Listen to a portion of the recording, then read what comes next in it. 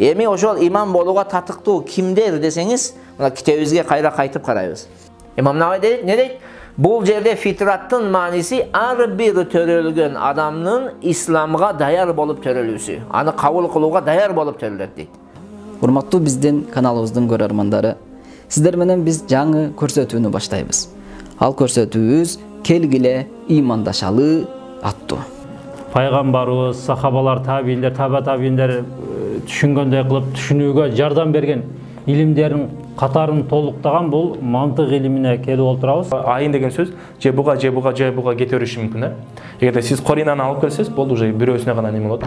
Бир эле мааниде колдонулат. Жараткан Аллахым ыйык жума күнүңүздөрдү берекелүү, куттуу күндөрдөн кылсын. Ошол куттуу күндүн урматына куттуу элибизди бир жакадан баш чыгарып, бир жеңден кол чыгарып, башыбызды бириктирип, ушул мамлекетибизди, элибизди, динибизди жакшы таратып, элибизге бир өзүбүздүн салымыбызды кошуубузга Кудай Таалам өзү мүмкүнчүлүк берсин.